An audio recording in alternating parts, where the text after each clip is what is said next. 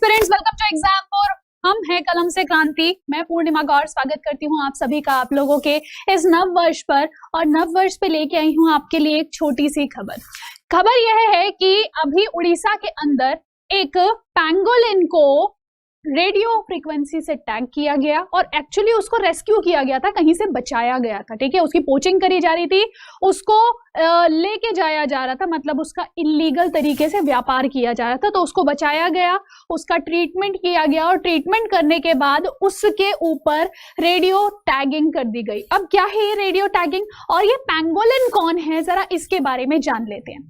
सबसे पहली चीज, जब मैं बात कर रही हूँ यहाँ पे, तो उड़ीसा के अंदर ये जो रेडियो टैगिंग की गई है इंडियन पैंगोलिन पे की गई है, यानी कि भारतीय पैंगोलिन पे की गई है।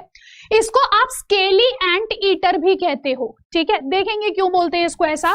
तो सबसे पहले तो इसकी शक्ल देख लो, कुछ ऐसा सा आपको ये जीव दिखाई देता है।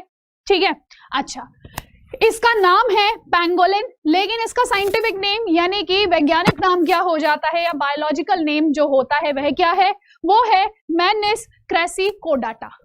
ठीक है, क्या नाम है इसका, मैनिस क्रेसिकोडाटा। अब ये जो मैनिस क्रेसिकोडाटा है, जब हम इसकी बात करते हैं मैम ये है क्या और इससे रिलेटेड भी कोई दिवस मनाया जाता है क्या, तो देखो सबसे पहली चीज हम देखते हैं इसके बारे में कि ये जो हमारा मैनिस क्रेसिकोडाटा है ये पशु जगत से संबंधित है, यानी कि यह क्या है, एक एनिमल है। ठीक है, एनिमल किंगडम से ये संबंधित रखता है, साथ साथ इसके पास रीढ़ की हड्डी मिलती है। रीढ़ की हड्डी मिलती है मतलब ये क्या है, रज्जुक है, यह एक कॉर्डेट है। ठीक है, नेक्स्ट चीज इसके क्लास क्या है, ये जो हमारा पूरा पशु जगत होता है उसमें ये कौन से वर्ग से बिलोंग करता है, तो ध्यान रखना यह एक स्तनधारी जीव है। ठीक है, क्या है, ये एक स्तनधारी जीव है। लेकिन जब मैं बात करती हूँ स्तनधारी जीव की, तो इसके पास जबड़ा नहीं है। ठीक है, इसके पास दांत नहीं है, पहली चीज। दूसरी बात क्या आ जाती है, इसका भोजन क्या है, तो इसका भोजन होता है चींटी और दीमक। ठीक है, तो ये एंड्स को खाता है या दीमक को खाता है। पता है आप लोगों को शायद एक बात पता होगी कि जो दीमक होती है ना, इनको हम सफेद चींटी भी कहते हैं। इनको हम सफेद चींटी भी कहते हैं, पेपर में कई बार सवाल पूछ लिया गया है ये। ठीक है, तो ध्यान रखना इस चीज को कि ये चींटियों को खाता है। ठीक, लाल चींटी, काली चींटी, सफेद चींटी सबको खा लेता है, इसीलिए हम इसको एंट ईटर कहते हैं, चींटी भक्षक कहते हैं। ठीक है, अच्छा, दूसरा वर्ड है यहाँ पे स्केली एंट ईटर। तो स्केली क्यों कहते हैं, क्योंकि आप इस चित्र में देखिए, इसके ऊपर ये जो पूरा पर्टिकुलर चीज बनी हुई है ना, ये क्या है, इसके ऊपर के शल्क हैं। ठीक है, क्या है, इसके ऊपर के स्केल्स हैं जो बहुत हार्ड होते हैं, इसके कवच का कार्य करते हैं। ठीक है, तो ये जो इसका कवच है इसके कारण इसका नाम पड़ा स्केली, और चींटियों को खाने के कारण इसका नाम पड़ा एंट ईटर। अच्छा, पता है ये पैंगोलिन नाम कैसे पड़ा, तो इंडोनेशिया में ना पेंगोलम शब्द जो होता है उसका मतलब होता है घूम जाना। तो अभी देखेंगे ये घूम जाने से कैसे इसका नाम बना था। ठीक है, तो ये क्या है, ये आपका चींटियों को खाता है, इस वजह से इसका नाम स्केली एंट ईटर हो जाता है। और दूसरी चीज, इसके पास जबड़ा नहीं है। एक और बात है, इसकी जो है ना नजर कमजोर है। ठीक, तो क्या करेगा ये, अब भैया इसकी नजर कमजोर है तो अपनी चींटियों को पकड़ेगा कैसे, इसको अपना भोजन कैसे पता चलेगा, तो ये अपनी नाक पे और अपने कानों पे भरोसा करता है, मतलब गंध और सुनने की वजह से ये अपने भोजन तक पहुंच जाता है। और पता है भोजन क्या है इसका, या भोजन ये अपना कैसे करता है, तो ये क्या करेगा, ये जब भोजन करता है ना, तो इसकी जो जीभ है उस पर बड़ा चिपचिपा सा इसकी लहर होती है, जिससे ये उन चींटियों को अपने ऊपर चिपका लेता है, अपनी जीभ पे बहुत लंबी सी जीभ बाहर निकालता है और फटाफट से उनको खा जाता है। कई बार चींटियों को चिपकाते समय इसका क्या होता है, कुछ पत्थर वत्थर भी खा जाता है, तो इसके जो पेट के अंदर ना वो पत्थर ही जाके उन चींटियों को बढ़िया तरीके से पचाते हैं। ठीक है, उनकी ग्राइंडिंग कर देते हैं। क्यों करते हैं, क्योंकि इसके पास दांत नहीं है। हम तो चबा लेते हैं, किससे, रोटी अपने दांतों से चबा लेते हैं, पर ये जो चींटी खा रहा है ये कैसे चबाएगा, तो जब इसने पत्थर अंदर ले लिए तो वही पत्थर की ग्राइंडिंग होगी। अरे चक्की जो चलती है कैसे चलती है, पत्थर के ऊपर ही तो पत्थर पिसता है ना, वो घूमता है ना, ऐसा ही कुछ इसके पेट में होता है, गिजर्ड कहते हैं इसके पेट को। ठीक है, तो यहाँ पे देखो ये अपने गंध और श्रवण शक्ति के पर निर्भर रहता है और अपनी जीभ से क्या करता है, अपने भोजन को ट्रैप कर लेता है। ठीक है, इसका जगत हमने देख लिया, कौन कौन सा जगत इसका होता है। नेक्स्ट बात आ जाती है, आपसे पेपर में एक और सवाल पूछ लिया जाता है कि जो वर्ल्ड पैंगोलिन डे है ये कब मनाया जाता है, तो ध्यान रखना फरवरी का जो तीसरा शनिवार होता है ना, उसको हम वर्ल्ड पैंगोलिन डे या विश्व पैंगोलिन दिवस के रूप में मनाते हैं, ठीक है। और इस बार जो आएगा वो 11वां पेंगोलिन डे होगा, ठीक है। नेक्स्ट चीज आ जाती है कि भारत के अंदर कितने प्रकार के पेंगोलिन मिलते हैं। तो देखो विश्व में 8 प्रजातियां हैं पेंगोलिन की, जिसमें से भारत में 2 मिलते हैं। एक है इंडियन पेंगोलिन यानी कि भारतीय पेंगोलिन, जिसको हम मैनिस क्रेसी कॉर्डेटा कहते हैं, ठीक है। ये भारत के अलावा श्रीलंका, पाकिस्तान और बांग्लादेश में भी मिलता है। दूसरी तरफ दूसरा आ जाता है चाइनीज पेंगोलिन, जिसको हम मैनिस पेंटाडैक्टिला कहते हैं, और ये आपको हमारे पूर्वोत्तर भारत में मिलता है, ठीक है। यानी कि अपनी वो जो पूर्वोत्तर है ना पूरा 7 सिस्टर्स + 1, तो वहां पे आपको क्या मिलेगा, ये पेंगोलिन वहां पे मिल जाएगा, साथ साथ बांग्लादेश में भी ये मिल जाएगा। अच्छा, अब क्या है कि मैम ये दोनों ही जो अपने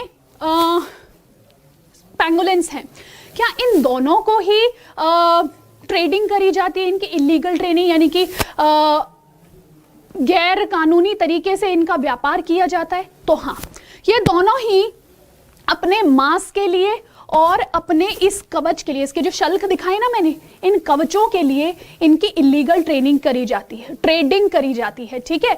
तो यहाँ पे क्या होता है, इसका जो कवच होता है ना, उससे तो चाइनीज लोग क्या करेंगे, इसकी कुछ क्या बनाते हैं, इलीगल दवाइयां बनाते हैं, ठीक है। और इसका मांस बहुत प्रिय होता है वहां के लोगों को, आपको पता ही है, 3 साल से पेंडेमिक झेल रहे हैं उन लोगों के चक्कर में, ठीक है। नेक्स्ट क्या आ जाता है कि ये कैसे हैं, ये आपकी संकटग्रस्त प्रजातियां हैं, इंडेंजर्ड स्पीशीज हैं, जो वाइल्ड लाइफ प्रोटेक्शन एक्ट यानी कि वन्य जीव संरक्षण कानून 1972 में हमने इसको कैटेगराइज किया है। साथ साथ जो अपना साइट्स होता है उसके अंदर भी इसको संकटग्रस्त ही माना गया है, ठीक है।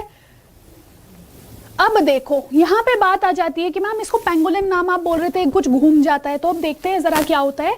तो ये देखो, ये आपको लग रहा है क्या पेंगोलिन है? आप कहोगे नहीं मैम ऐसा लग रहा है कोई शो पीस है।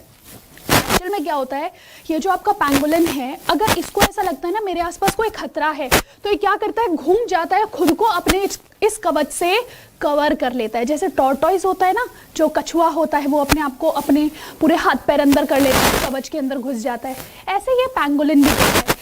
इसके इस कवच को शेर, बाघ, ऐसे जितने भी जानवर है ना, वो भी भेद नहीं पाते हैं। अच्छा, ये रहता कहाँ है?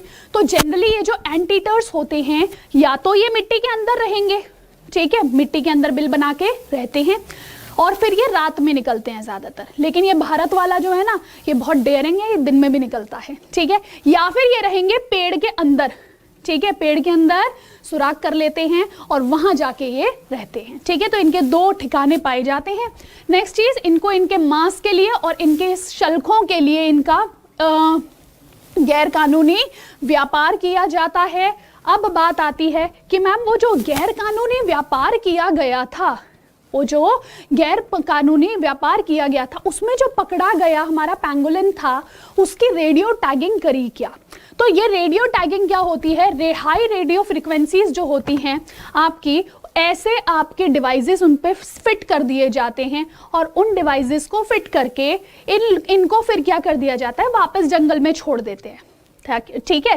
ताकि क्या हो, ताकि आगे जब भी कभी इनकी पोचिंग हो, ठीक है, इनको गलत तरीके से मारा जाए या फिर जो इनको इलीगल तरीके से भेजा जाए, इनका व्यापार किया जाए, तो हमें पता लग जाए, ठीक है, और इनके लोकेशंस का भी हमें पता लगता रहे। तो बेसिकली जैसे आप मूवीज में देखते हो ना कि जो है किसी के अंदर कोई ट्रांसमीटर चिप लगा दी और उसके बाद इसको जो है चेक कर रहे हैं कि ये कहाँ जा रहा है, कहाँ नहीं जा रहा, बिल्कुल वही काम इन एंटीटर्स के साथ किया जा रहा है। मैम एक और चीज बताइए कि क्या ये जो रेडियो फ्रीक्वेंसी टैगिंग है, ये सिर्फ इन्हीं के ऊपर की गई है? नहीं, इससे पहले शेरों के ऊपर, इसके अलावा तेंदुओं के ऊपर, साथ साथ आपके जो चीता हैं इनके ऊपर, वल्चर्स के ऊपर, इनके ऊपर भी रेडियो टैगिंग करी गई है, क्योंकि जो एंडेंजर्ड है ना, यानी कि जो संकटग्रस्त हैं, उनको बचाने की जिम्मेदारी हमारी ही है, ठीक है। तो उसके लिए हम अलग अलग तरीके से कार्य करते रहते हैं। तो इनमें ट्रांसमीटर्स फिट करके फिर उसके बाद रेडियो फ्रीक्वेंसी, रेडियो तरंगों के माध्यम से क्या किया जाता है, इनको डिटेक्ट किया जाता है कहाँ है कहाँ नहीं है, ठीक है। अच्छा, आप लोगों के लिए ना एक होमवर्क है, नीचे कमेंट सेक्शन में बताना कि जो रेडियो तरंगे होती हैं, इनकी वेवलेंथ ज्यादा होती है या कम होती है, किससे? दृश्य किरणों से। इन दोनों को कंपेयर करने में आपको बताना है कि रेडियो तरंगों की जो तरंग दैर्घ्य है वो दृश्य किरणों से ज्यादा या कम है। ठीक है, ये आप कमेंट सेक्शन में बताएंगे। आगे चलते हैं इस पे।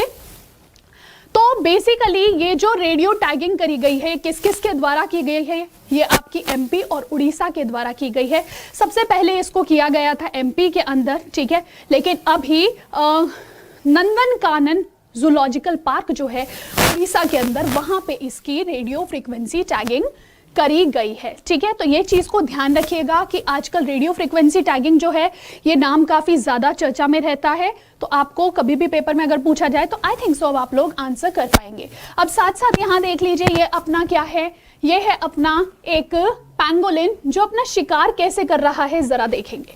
तो यहाँ देखो ये पैंगोलिन है, ये इसके पूरे शल्क हैं और इसने जो भी चींटी खानी है इसने अपनी लंबी सी जीभ बाहर निकाली और चींटी को पकड़ लिया। ठीक है, तो आई जस्ट होप सो आपको चीजें समझ में आई होंगी। पैंगोलिन क्या है, कैसे ये खुद को रोल कर लेता है, इसका व्यापार क्यों किया जाता है। पेपर में एक सवाल और बनता है कि निम्न में से बिना दांत वाले स्तनधारी को पहचानिए। तो आई थिंक सो अब आप आंसर कर पाएंगे कि पैंगोलिन या फिर स्केली एंट ईटर अगर आपके पेपर में लिखा आएगा तो आप इसको समझ जाएंगे। ठीक है, तो ऐसी ही अन्य जानकारियां आपको जरूर मिलती हैं एग्जाम्पल चैनल पे, और अगर मेरे से ऐसी और जानकारियां चाहिए तो आप लोग मुझसे जुड़ सकते हैं दोपहर को 3 बजे SSC exams by example channel पर। धन्यवाद।